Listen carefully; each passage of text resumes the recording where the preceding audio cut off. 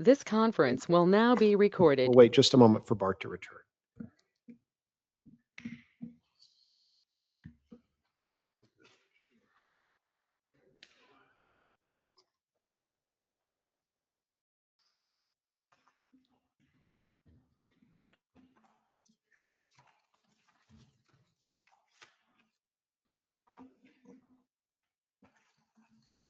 All right, I will call the special meeting. If the agenda could be changed to just reflect that this is a special meeting, Andrew, for the minutes of the June 10th special meeting. Oh, I'm sorry. It is on the system. Okay, okay.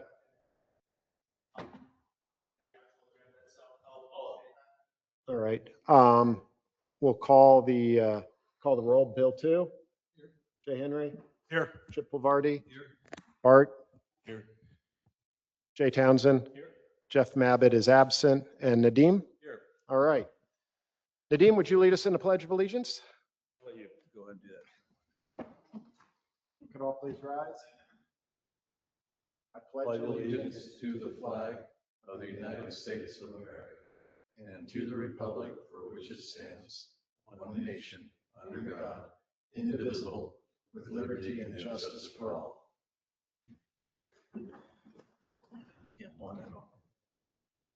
Trying. All right, the next item on the agenda is public comments.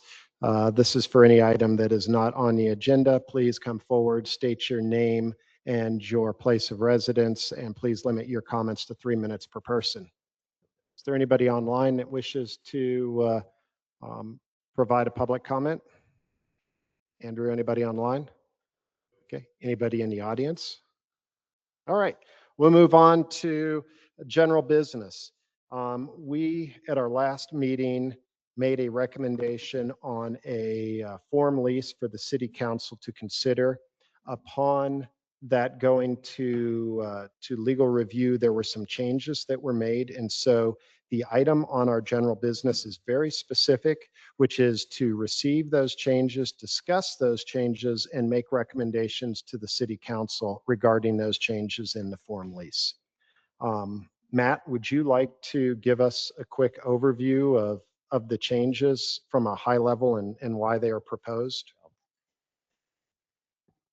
Well, good afternoon. Hope everyone's doing well. The form lease, which was distributed yesterday, has some changes, significant changes from what you reviewed last time we met, whatever that date was. Primarily, it includes the means or the methodology by which the new fee would be assessed against hangars for having the benefit of a new form lease. You might recall, for example, when we last met, there was essentially a 5% fee that would be based against the hangar, granting an additional, I think it was 30 years. Remember that? What we have done to simplify the calculation, to minimize the cost of determining what fair market value might be in the future, and to minimize potential conflicts in the future, we've eliminated the old methodology and substituted it with a new methodology, which essentially takes the square footage of I think right now it could be debated as to whether it's the parcel or whether it's the built structure, times 60 cents per square foot, times the number of years that the hangar owner would want to determine what the fee would be for renewal. So it's a new. But there's 5 years that are included. That is gratis. correct. Okay. That is correct. So if a hangar owner was interested in a 5-year and a new agreement and not pay any fee, they would get 5 years. If they wanted more than that, we would then apply that methodology, which I just explained to you. So that's probably the biggest change that's in the agreement. We'll dive into that in great detail in just a little bit. Yep. We're going to go into detail and it'll get answered then. Yeah, absolutely. But the way I heard it is it was per year, 60 cents per square foot is how you stated No, it. I don't get it that way. Okay. No. Well, that's what I heard. Sorry. No, and we'll dive into that and we'll verify that. Yeah. Some other key changes is we removed the dispute resolution, dispute resolutions. That was changed significantly from what was in your agreement formally a couple of weeks ago.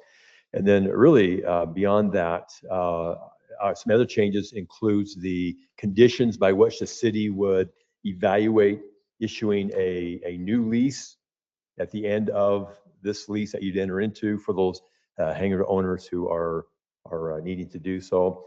We added a couple additional conditions by which we would evaluate the merits of going into a new lease. Mr. Chairman, those are the high altitude. There's some general wording changes you'll see throughout, but overall, those are the key high level changes. Okay.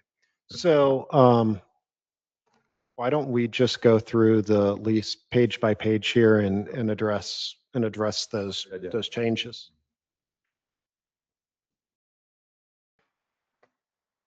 So this is the term, and I think this is what you were referring to earlier, which is the standard term shall be 5 years, but maybe up to a maximum of 30 years. And you and I had discussed this. One of the reasons that the 5 years is being provided is to satisfy potential grant assurance issues and FAA requirements on the issuing of the lease. Just for those that have not heard that. Just out of curiosity, Jason, can you help us or help me understand what grant assurance issues apply in this case? I believe that it was explained to me that it was the self-sufficiency of the airport and economic non-discrimination, that by making somebody pay for the lease, that would be, that could potentially run afoul of that with the FAA. To be candid, that was third-hand information that was relayed to me. I have not spoken with counsel about that, so I'm relating what I was told. Dave, I could probably dive in a little bit further. This new methodology, which I just described, I'm told by my consultants, is fairly new. It's something that is unique. There's some concern that if it's not well received, there could be some pushback, through a Chapter 13 or 16 filing or perhaps a lawsuit. And so the changes we've made essentially really see it essentially term for value. In other words, the more term you get, the more value you're going to pay for it. Yep. And so essentially trying to manage risk, both chapter filing and legal risk, by essentially saying, hey, if you want 5 years not pay anything, great, you get the 5 years. But if you want 25 more, you're going to pay more for that term extension. And so it's just trying to manage the legal risk, quite frankly, and of course comply with all the grant assurances.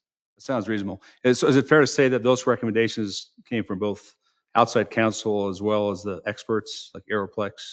I will tell you that my airport counsel was very concerned about as we called it then, the renewal fee, fearful that it would be seen as additional monthly rent, which would probably not be supported by the FAA. So this new methodology really is designed to see it more term, the more you're going to pay for it. So it's really distinguishable from the monthly rent that you're paying. Okay. But basically both those entities, the experts and the attorneys, have signed off on it. They think yes, in fact, the methodology that you see in the form lease was devised by the consultant and the city attorney. Okay, thank you. Does that answer your question? I think it answers the second question, but yeah, Okay. thanks. The second item on there is B, which has to do with the granting of a new lease at the expiration of the then current lease. So I'm going to switch to the next page because there was some new language that was added there, which is at the very end, Roman numeral 4.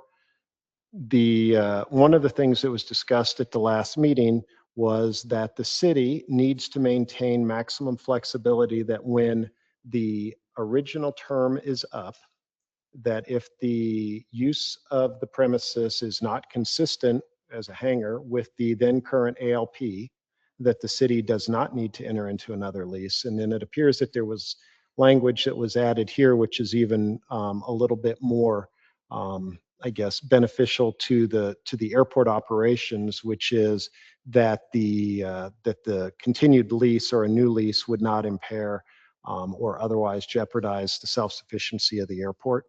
Is that correct? So my question for you on this, Matt, is if we've got this exculpatory language that's in there, which really provides maximum flexibility for the city, I believe that at least what we discussed at the last meeting was that it should be the city will issue a new lease unless some of these conditions are not met. Yeah, right now it's May. The city may issue the new lease after the end of this new lease you're going into. The city did offer this additional protection for the airport, quite frankly. The city's trying to retain as much flexibility as possible. My crystal ball is not that great in 30 years, let alone 60 years. And so we're just trying to maintain that flexibility. But Matt, with the word may, you don't need all that other language. Well, I mean, because at that point, it just becomes the city's decision could be arbitrary. I can't, I could. Can I ask a big picture question? Are we as a board, I mean, I understand that the majority of the board owns hangars. Are we trying to make recommendations that are in the financial best interest of the city? Or are we trying to make recommendations that are in the interest of hangar owners and tenants? I think at the last meeting, we were very clear in articulating that we are trying to make financial interests that are in the best interest of the city while also attracting and retaining tenants at the airport, because that is in the airport's best interest. I mean, Really, you act like I'm asking an unreasonable question. You But are asking an unreasonable question. You weren't here last time. We've been through this. We've got a couple of points we need to settle. I am here to represent the hangar owners and the aircraft owners at the airport. okay, The city has asked me to tell them what we would like, right. and that's what we're doing. Now, it's up to the city council to decide whether or not they want to take our recommendation. That's fair enough. But so it's with that, and I mean, you've said this on the record, I think 2 meetings ago. And I understand what you said, but is it fair to say that the city, if the city is looking at its own financial interests, should disregard some of the recommendations because they're not consistent with what would be in the benefit, the interest of the city?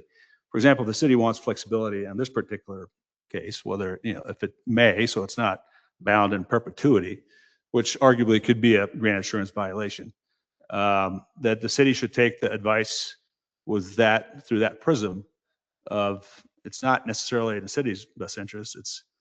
It's advice that's in the best interest of hangar owners. I mean, is that a reasonable position or is that an unreasonable Well, so I position? think what we did at the last meeting, and we should do it at this meeting, is we went line by line and we formed consensus, right? Or at least we had a majority view on consensus items, and that was what was placed in to the recommendation that went to the to the lawyers that then came back with some of this language. So I think you can make arguments on flexibility for the city. I think you can also make arguments based upon having language like this, which is consistent with other leases at other airports, that it encourages the type of hangar development and reinvestment in the hangars that you would want, which is for the benefit of the airport, as benefit of the property taxes. There's a variety of ways that you can look at that. But what I don't want to do is I don't want to go down the rabbit hole of trying to have a pedagogical discussion on some of these issues here. I really want to stay focused on dealing with the red line language and deciding what we want to make in our recommendation to the city council. And so What do you mean by pedagogical? I don't want to have policy. We have some very tightly focused policy questions that we need to make recommendations to the city council on here.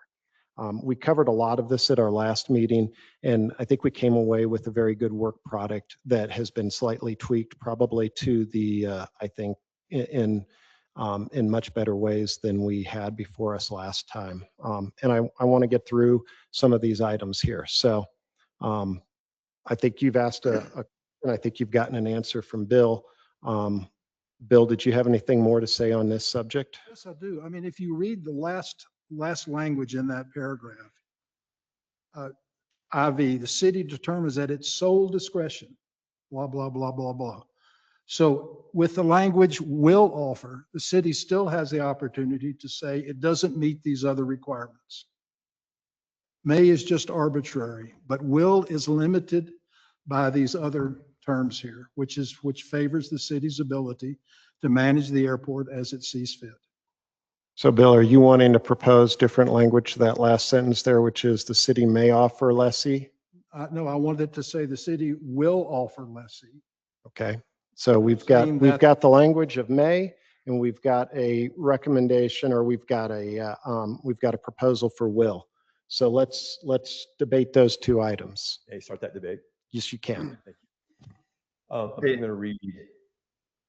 Hey, Chair, can I say something? Sorry, this is Jeremy. I'm sorry, yeah, go ahead, Jeremy. Sorry, Jeremy Cook. I'm the city attorney. So when I looked at this language, I agree that may with then kind of the carve outs is you could just take everything out after May since it's a May. But I actually think having those, if you do leave it a May, I think having those protects the hangar owners more, because it does give more kind of criteria that the city would then look at. So even though you're saying the city has discretion, I think having a criteria to look at benefits the hangar owners and provides an argument for hangar owners to say, hey, look, yes, it's a May, but we're meeting all this criteria. The city should consider this in a positive light. I embellish that just a bit because I agree with Jeremy. I think what it does is it starts with the focus of the city generally would have some discretion or sole discretion with regard, limited by and conditioned upon certain conditions that they have to go through. And if the city can't articulate that or verify it, then that ability to. I'm not proposing that you eliminate the rest of this language by any means. I think the city needs that right. But what I'm saying is the first operating word here is may.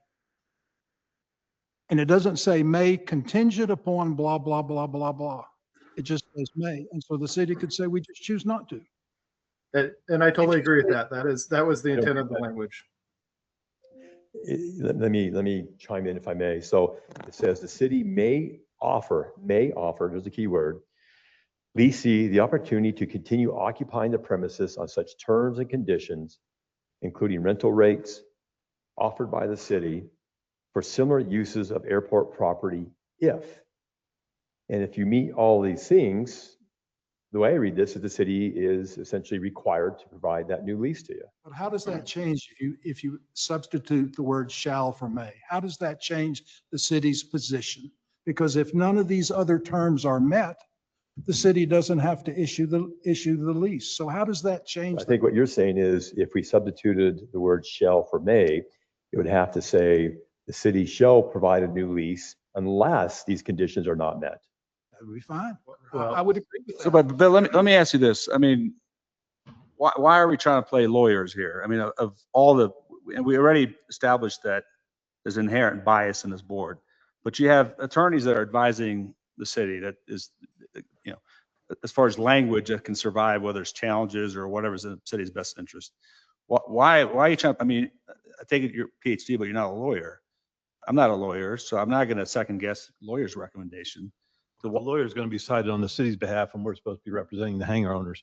Well, we're representing the airport, and we're looking for the airports, trying to offer a standard lease form that's going to attract the right user to the airport. It's going to have people continue to invest in their hangars.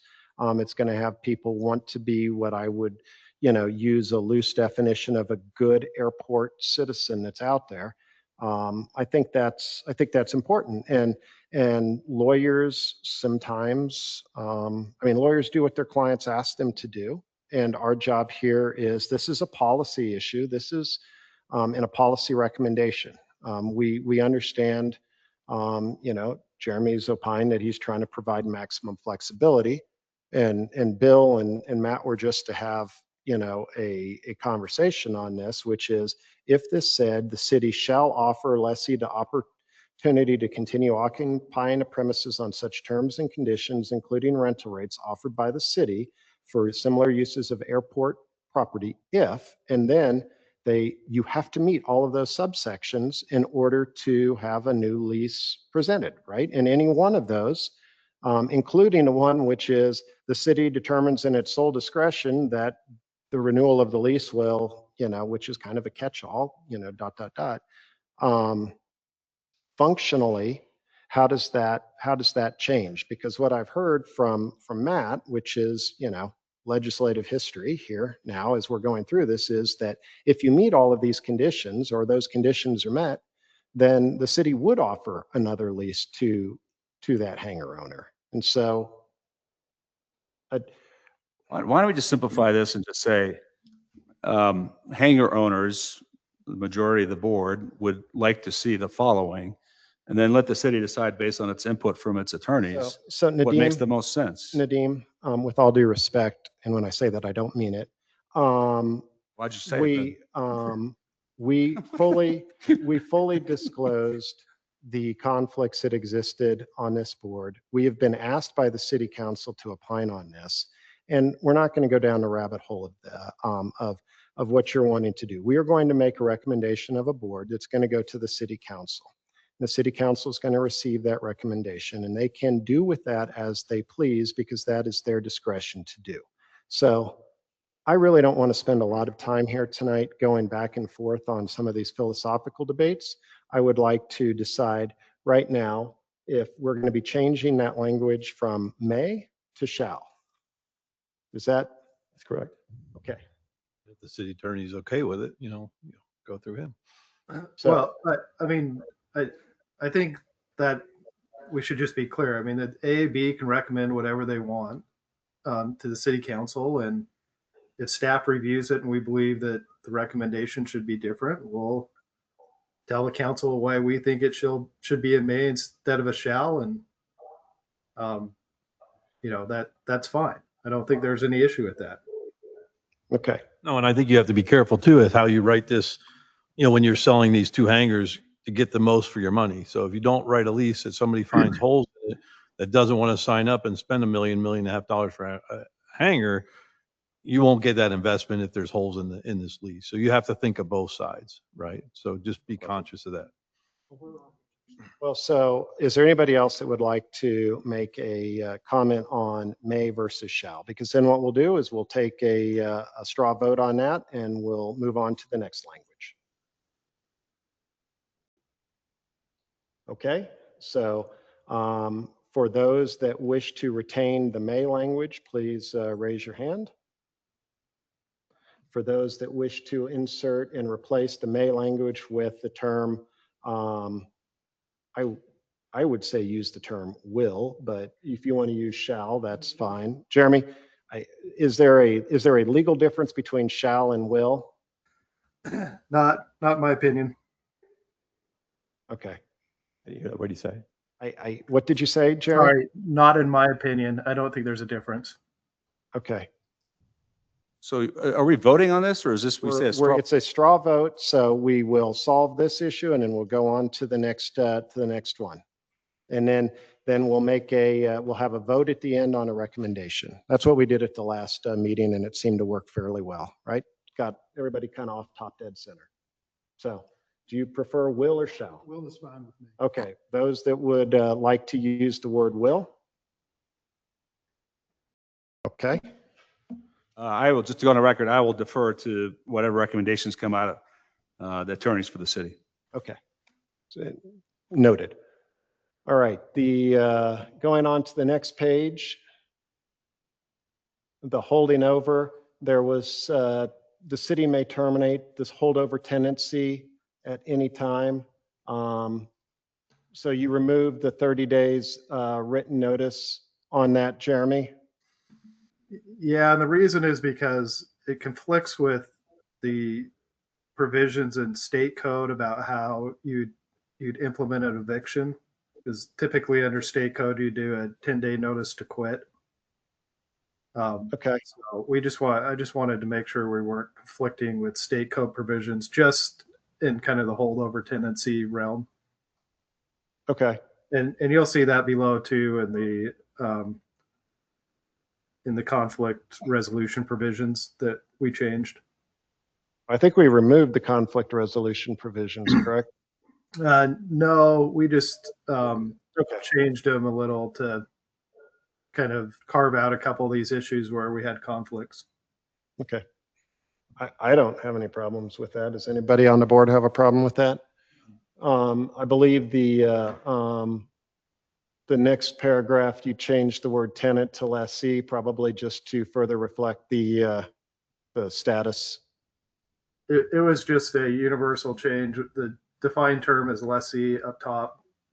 Okay. When people added language throughout, sometimes they use tenant. I just did a universal change for that. Okay. Moving on to section under rent, section A.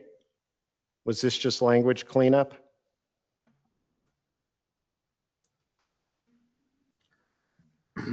Yeah, I think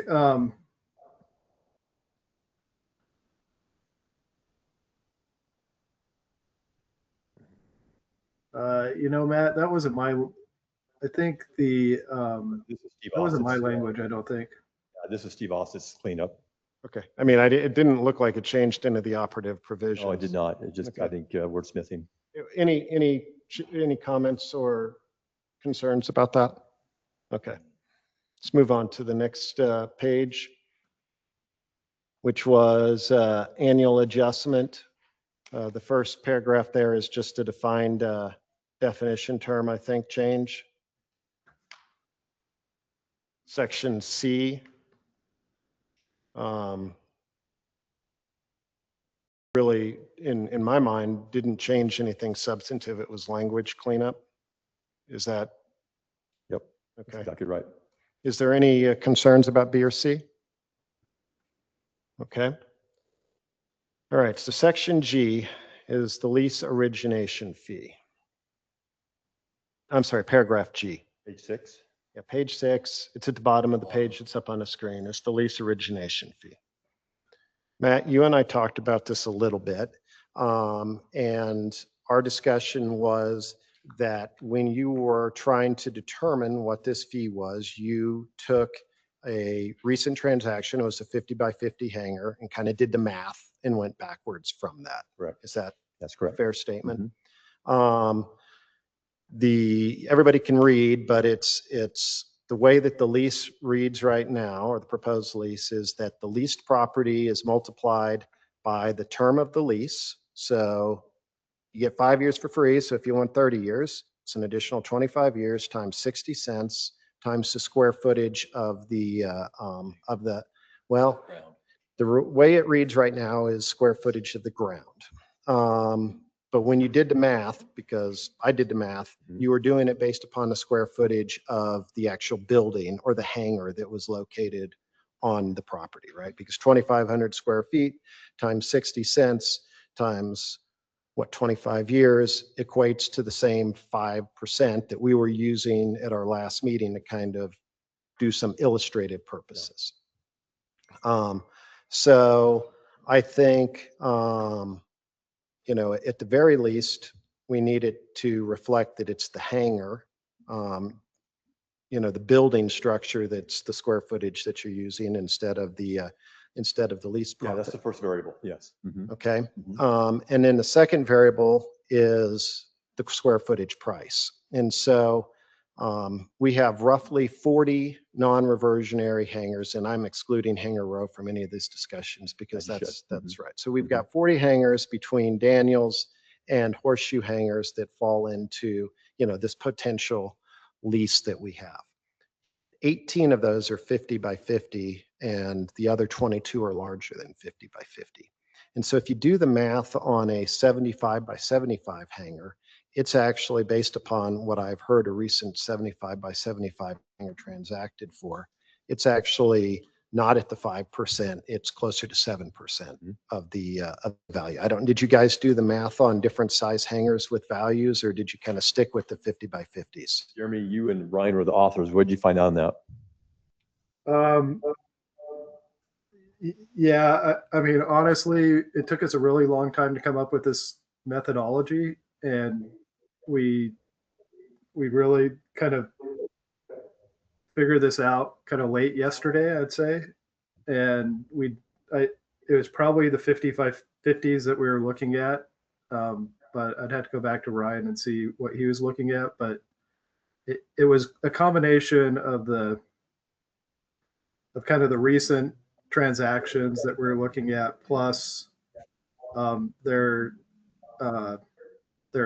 Hanger C analysis, and we kind of combined those and just kind of came up with a number. And again, part of it was the 5% is a sort of random number anyway, so we're just trying to plug in numbers.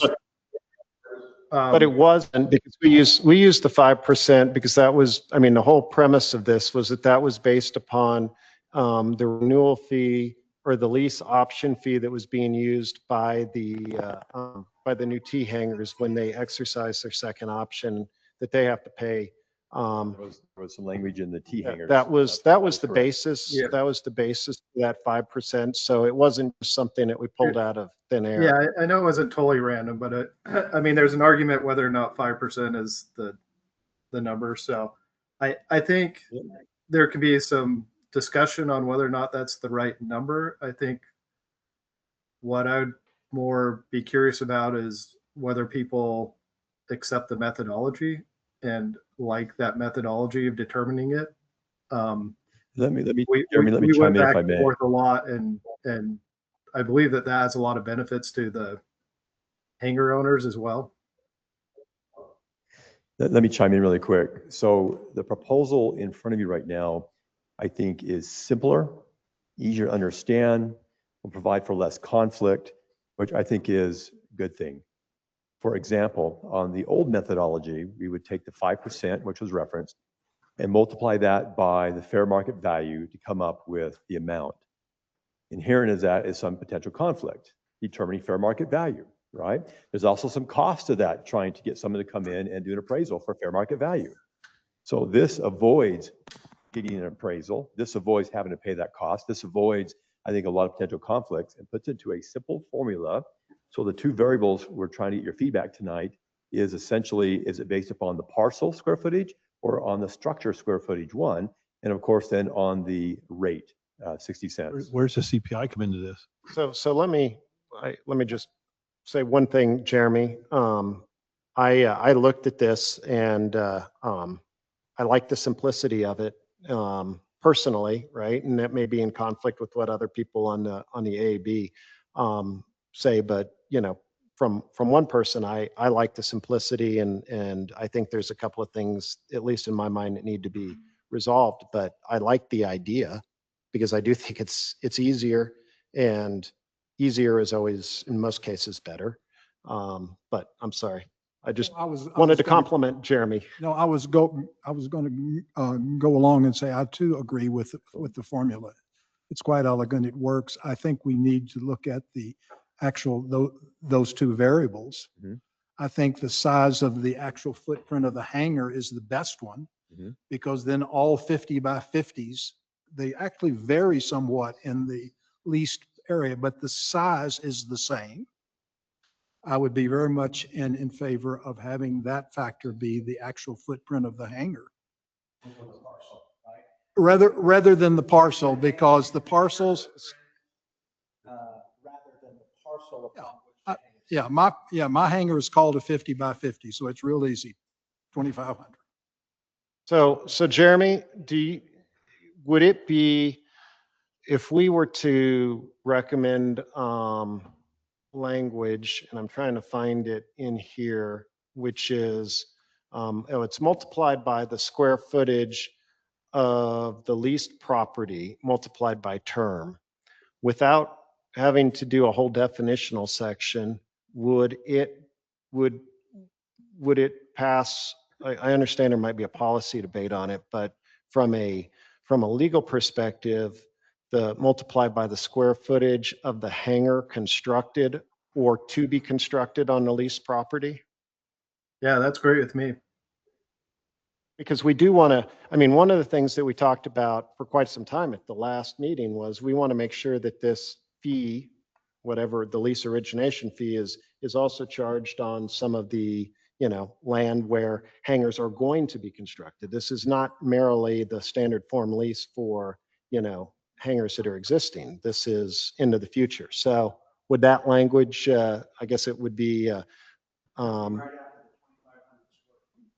no, it's actually under lease origination fees. So down there on the bottom of G, it would read, if people agreed with the language, which is the per square foot renewal fee multiplied by the square footage of the hangar that is constructed or will be constructed on the leased property multiplied by the term.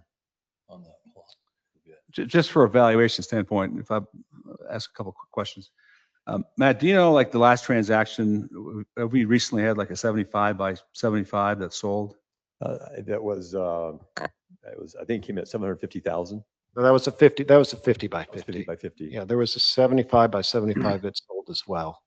Well, you know what that transaction was? I think it was like right around 1.2. 0.2. Do you recall the horseshoe hangars when they were put out for bid? Like what the average? I have a recollection of like $85,000 per pad or something in that range. Is that accurate? I don't remember. Maybe Mine somebody was else knows. 35 35 for the horseshoe hanger pad. for the opportunity to get my lease. I It's see, okay. I 35,000. remember they were put out for an RFP or something. Was that before your time? Maybe it was before your time. Okay. Anyway, I just for reference point, that those numbers help. Because I don't know how the 60 cents was arrived at. But- It was reverse engineered. Yeah, but I'm saying that's a hugely subsidized rate. Like, I mean, if you, for a 75 by 75, the amount that somebody can buy essentially a brand new lease, I'm not arguing against it. I'm just making a statement of fact. As a hangar owner, that's a hugely subsidized rate compared to what the city could get if it put that out for bid or put the lot out for an RFP, once that lease terminated. So I don't know how this is going to go, but that's for a guy that owns hangars and operates hangars. That's a hugely beneficial rate to hangar owners to be able to buy essentially 25 years for 60 cents times the footprint times the term. On a comparative basis, that's probably half the fair market value of what that pad would probably be worth. So for what it's worth, as a hangar owner, I just want to say that on the record. That's a hugely subsidized rate for hangar owners. How was the 60 cents work with different size hangars? Wouldn't there be a bias against larger hangars as I think 7% was the number? Yeah. I mean, I'm actually a fair market value guy as far as this goes. I don't really like the idea of this per square foot at 60 cents. What would your idea be? 5% of the fair market value. That's how I think it Actually, should the be. original one. Yep, absolutely. Yeah. The 60 cents and that type of thing just doesn't seem right. So I think based on the math, if you said a 75 by 75 sold for 1.2 million, that'd be 85 cents. That's what I heard, Jeremy. I mean, that was secondhand. I mean, I know the 50 by 50 transaction for 750,000, and that is the number that, one of the numbers we use kind of get here. So I think if you use the larger hangar, it's 85 cents, I think. It comes out pretty close the same. It's 5 to I just 7%. run numbers. Yeah. I mean, Well, yeah. So there's three questions that we need to ask ourselves here. Do we want to adopt the formula do we want to adopt the methodology? The second is, what is the square foot rate? And do we want to use the language that we just discussed about constructed or to be constructed on the property? Those are the three things that we need to. I think that if you're going to go with square footage, which I've already stated I'm against, I think for larger hangars, you would need a sliding scale down from 60 cents. Otherwise, it's unfair. If you wanted 5%, it should be capped at 5%. That's why I think fair market value is the best way to go. It's the fairest way. In the methodology, I think there's greater fairness in the methodology that we've just proposed, because the smaller hangars are going to be treated just like the larger hangars, even though the larger hangars have a higher value. I think it's consistent across all the hangar sizes. The whole point before was the city was trying to get 5% for a 30-year lease. Mm-hmm. I mean, I have a Now, 5,600. now you're taking a bigger bite of the apple, because some of these are going to be 7% apparently. Yeah, but I don't think it's that much. I mean, I just ran mine. It's 5% BA 75,000 versus 84,000. That's I might on also 5,600 square foot hangar. Just by the numbers we used earlier, if you use the 60 cents, you know, that if you're going to buy 25 years, that's roughly $84,000. I think the fair market value is probably $200,000. So that's 0.6 versus $1.40. If I'm looking simply as a fair market value as a hangar owner, I think that's the difference between what I think today is fair market value for that lot or that renewal, you know, versus what's being proposed. And I know I'm saying this against my own interest, but just purely based on math and based on, you know, hangar transactions and valuations out there, I think those are supportable numbers, just as a general reference. Well, as I said at our last meeting, I expressed some of our peer comparisons in the area, just because I have purchased hangars at other airports in Utah and in the vicinity here. And two things, and I think you opined on this. This is a new kind of novation with this lease origination fee. We have received communication from AOPA and NBAA that had strong reservations about this several meetings ago. And we tried to, we tried to look at something that we've done at the airport recently here, which was the T-Hangar project, and come into to align ourselves with something that was recent and that was non-discriminatory and was applied fairly to everybody. Despite the fact that the T-Hangars was 40 years, we stepped down to 30 years. So, so appreciate the feedback on that, Nadeem. I think probably reasonable minds could disagree on what the actual value is that's there. And if we're moving away from a fair market value methodology, we really won't know. We're trying to adopt something that's simple. So let's. Chairman, if I may also. Yes. The methodology doesn't require us to do is get an appraisal every time we enter into a new agreement. And that's probably between $5,000 and $8,000. That's a cost I'd like to avoid if I could. I understand why. I mean, I personally understand. Like I said earlier, I think this methodology is easier to administer, right? And makes it more ministerial, which is always nice, right? It's something that can be handled at the airport office instead of something that can be handled at City Hall. So how would the board like to proceed? Because we've got, we can decide on whether we like the methodology before we, potentially modify the methodology, or we modify the methodology and then we decide if we like it. Okay, so how does the board feel, again, in a straw vote capacity, about changing from the fair market value to this methodology that exists here? Do all those that want to change to this methodology, please raise your hand. Okay, all those that want to retain the fair market value methodology. All right. So we will proceed with this methodology. The first item that we discussed on this methodology was whether it should be on the hangar that's constructed or will be constructed on the property. Do we want to retain leased property, or do we want to change to the hangar that's constructed or will be constructed? I think it's going to be easier on the hangar, because like for our hangars, their T-hangars are all just individual units. So how much ground goes with that, right? Okay. So it could be a problem that you have to try to figure out. So those that want to change to hangars constructed or will be constructed, please raise your hand. Quick question. Yeah. Is there a certain size a hangar has to be, or can you put a smaller hangar on there if you're going, on that lot of? You could put a smaller hangar on the lots. There's yeah, but you'd have less space too. So I mean, again, I'm just.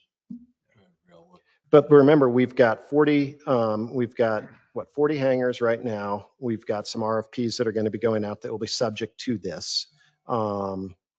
I think it's the general principle that people try to build the size hangar they can. Well, put and on I there. almost think that might be something the city wants to put some kind of restriction on. You might need to build 80% or 75%. So you guys, that doesn't happen to you. Yeah. But I mean, That- I would think anybody taking ground is going to build the most they can, but it is a problem. So maybe that's something that should be on the RFP, is that you have to build a certain size. So, Certain so percentage. all those, we were doing this, all those that want to change this to constructed or will be constructed on the leased property, please raise your hand. Okay, all those that want to retain the leased property, please raise your hand. Okay. So we've got two of the three. The next item, and I'll go to the next page, is determining the lease rate, right? Or I'm sorry, the lease origination fee rate. So you Correct. propose 60 We cents, propose 60 cents. which equates to 5% of a recent transaction. This will, my reading of this is that this will be adjusted by the Mountain Plains CPI, which is the same adjustment that is used on the lease rate Annually, yes. on an Mhm. annual basis, first of the year, right? It'll just get published, so this is the rate. We actually use the November CIP data, so But but you, it's annual. yeah, it's Mhm. published in January. That's when the billings go out. So the math makes sense at a 50 by 50. Like I've said, I think when you go larger, it's slightly off. As Chip said, does that really matter? Is there discussion on that? Just stay at the 60 cents? Yeah, the only thing I would state here for you guys is the CPI, is that on the yearly rate or a monthly rate or a quarterly rate? Yearly. It That's on comes the out, only comes out once a year? 0.6. Okay, It's on the so it only 60 comes out once cents. a year. Yeah, okay. Okay. That's not a problem. Just to, so on an origination of a lease, the city's going to get 37.5, and then they're going to get, we're talking about 50 by 50, obviously. And then they're also going to get 37.5 in rent for the ground through the term of the lease, which would be essentially 30 They years. they get the 60 cents for the lease, and then each year you get a bill for for your rent on that ground lease. That's That's separate. We're not That is talking separate. about rent. That is completely separate. This, what we're talking about is a one-time, One time. when your agreement And renews. speaking of one time, Mhm. there, we can get to that in a moment. Is 60 cents the consensus then? Yes. And I think this helps the city too, because you're getting, if you put out a ground lease, then you're also going to get money for when they sign their lease on that square footage, on that hangar. Yeah, that's right. We'd get the longevity fee once you entered into a new hangar. You'd continue to get, the city would get the ground lease. And of course, if you sold it, the transaction fee. That's good. Okay, so we have consensus on the 60 cents. The next item that was on here, at the very bottom of this paragraph, or I'm sorry, of this page, was that the lease origination fee would be payable in two equal installments, or two annual installments. That was removed. That was something that some of the board was very interested in at the last meeting. Obviously, it would be much easier to do now because we don't have any fair market value that needs to be determined. Does the board wish to reinsert that? Or Jeremy, do you wish to opine on that? Why that If I change? may. Oh, yeah, I'm If sorry. I may really quick. Staff would not have any issues putting that section back in. The reason it was put in there initially was there could be some hangar owners who are land rich, cash poor. They may not have the ability to, what's that? Like most of us. And so it was really to provide flexibility. So you didn't have to pay it all at once. You could do it over a year period. So would you be okay with reinserting Staff that? would be okay with that. Mhm. Okay, so Jeremy, maybe you could just reinsert that language if the board, does the board wish to reinsert that language then? I'm looking around and seeing heads nodding and saying yes. Could you obviously just remove all of that extraneous language that's just the lease origination fee shall be payable in two annual installments, 50% on the effective date and 50% on the first anniversary of the effective date? Mr. Chairman, can we change that? So it's read so that there's an option. It's not shall. If you want to pay all up at once, I'm not going to complain about that. Okay, may be payable? Yeah. Okay, we're bringing May back in. We took it out. We found a home. It found a home. Yes, yes. Mhm. Okay, You're putting it back in and you're changing the shall. yes. And you're going to remove all of the stuff about fair market value. Yes. And then obviously I'd leave that last sentence about the unpaid installment shall be treated as a late payment. Okay, the next page is the only change was on the self-servicing and preventative maintenance. That was a Steve Osit markup, I'm correct. presuming. Mhm. When I read that, it looked like it basically said the same thing, just with his flair. It's wordsmith. Any concerns with that? All right, the next page has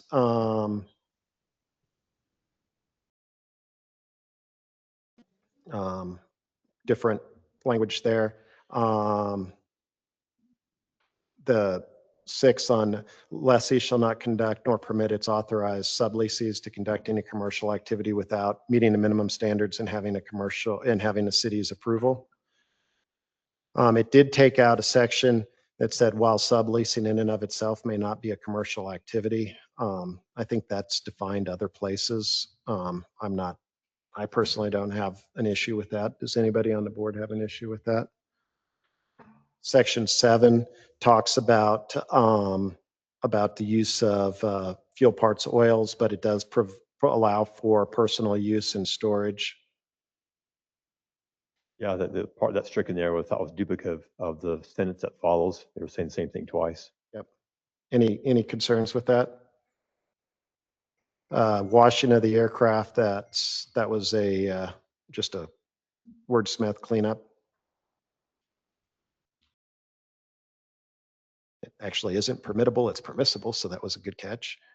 Going on to the next page, there was commercial was changed to a lowercase, and the 24/36 was just spelled out. Any concerns about that? Nope. The pavement area was a definition. I think that was just added in there to reference later on. Any concerns about that? Going on to the next page. Hereunder is one word, not two. At least for now. Cleanup on the next page is just in the title. Next page was just making that the proper word instead of 2 words. No changes on the next page. No changes on page 15. No changes on page 16.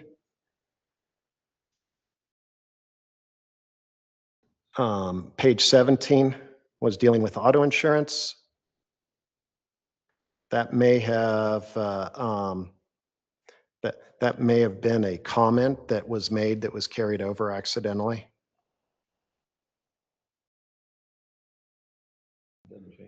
It doesn't change anything unless he still has the obligation. Correct, Jeremy? Yeah, it was weird that it said it for that one automobile insurance where it's applicable everywhere, I think. I think that was because there was a comment that was very specific to that, and that's why it was added in there, because the airport board wanted to make sure that sublessees, didn't relieve the lessee of the obligation. But I concur with Yeah, I think it's applicable everywhere, though. If you say it to one, then it adds confusion, I think. Nope, I don't disagree. Moving on to the next page, page 18, there was no changes.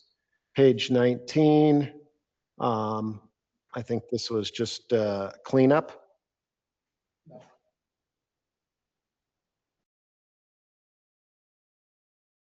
Page 20 deals with the dispute resolution protocol.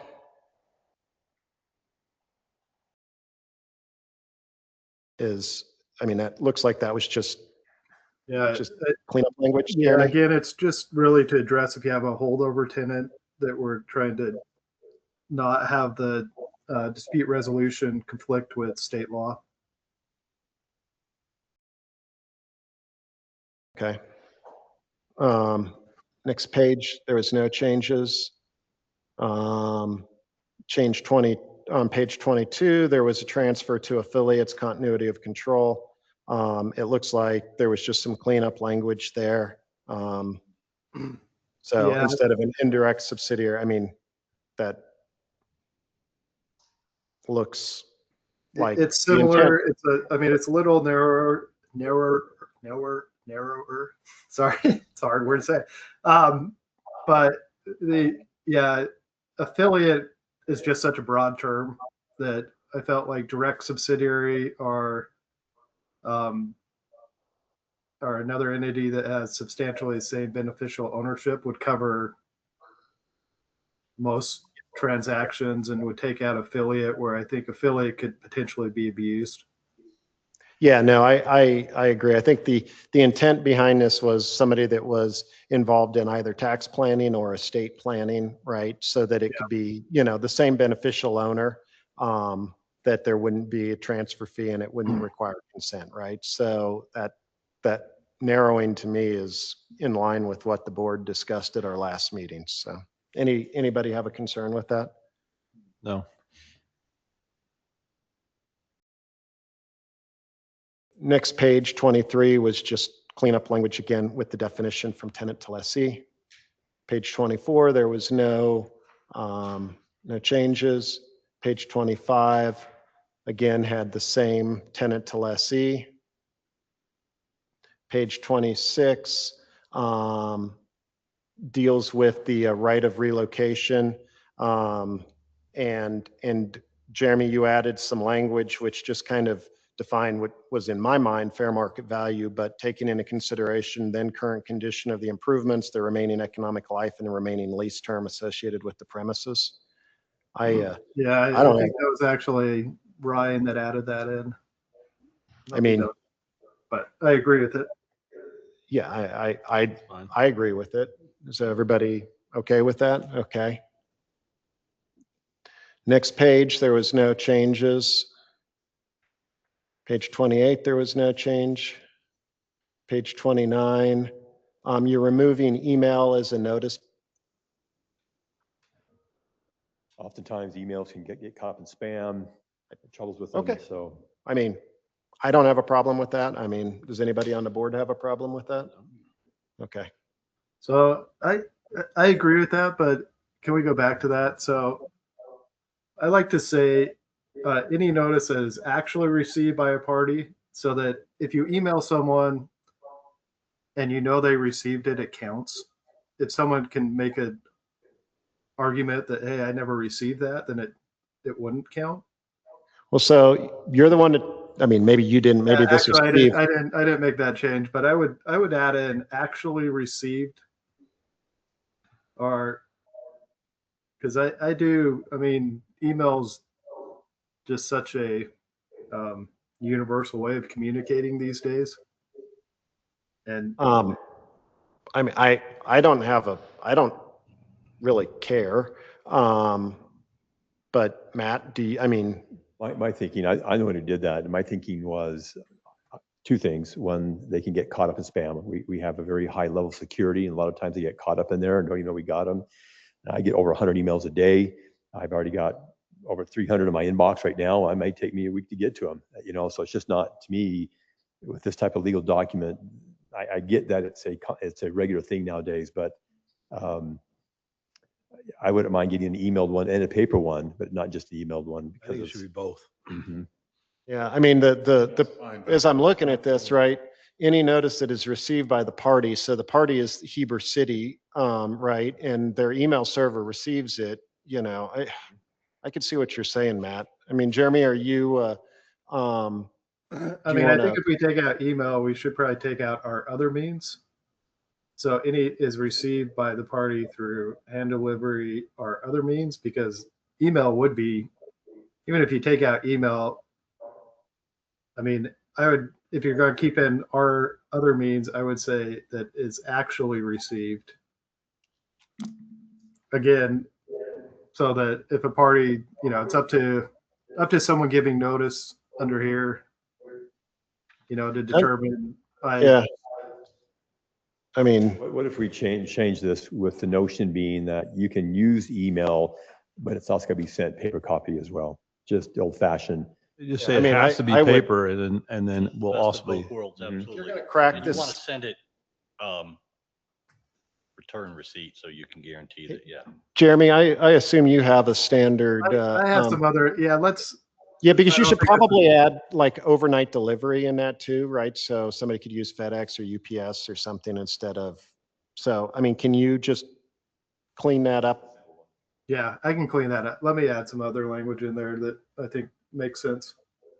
Okay, I mean, that's standard kind of boilerplate language, but I agree. Courtesy copy via email is always nice.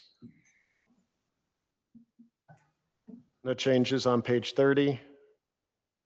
31, you changed the tenant to lessee, and then on the attorney's fees, you just pulled this from the other section where you removed it, correct?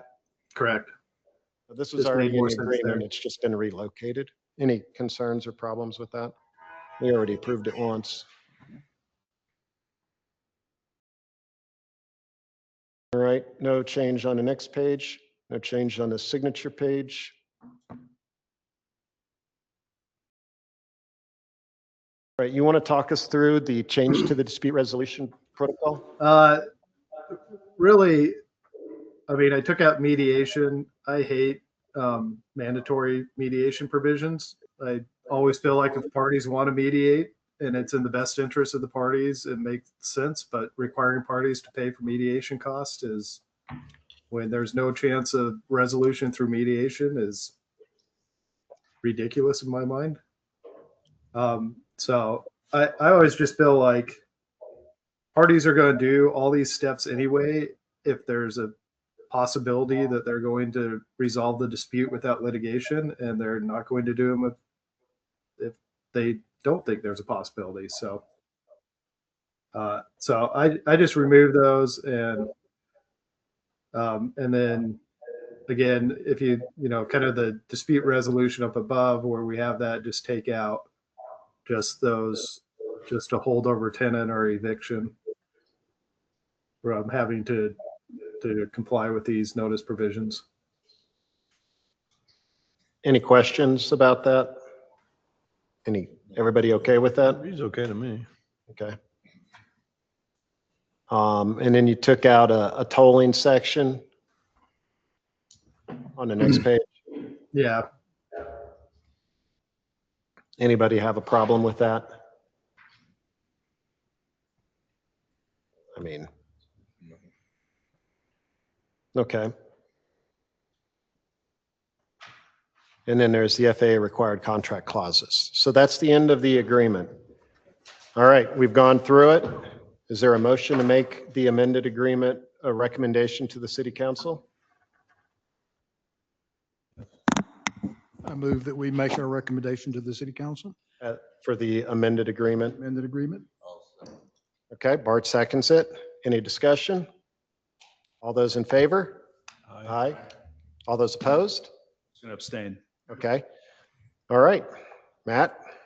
You'll be on the June 16th city council agenda under an action item. We'll be getting that posted probably late tomorrow. So council will take action in consideration next Tuesday.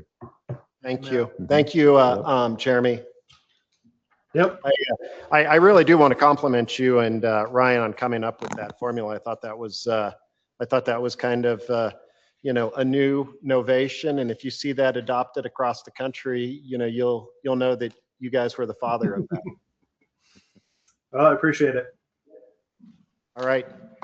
Is there a motion to adjourn? I move we adjourn. Second? Yes. All those in favor? Aye. We are adjourned. Yeah, yeah.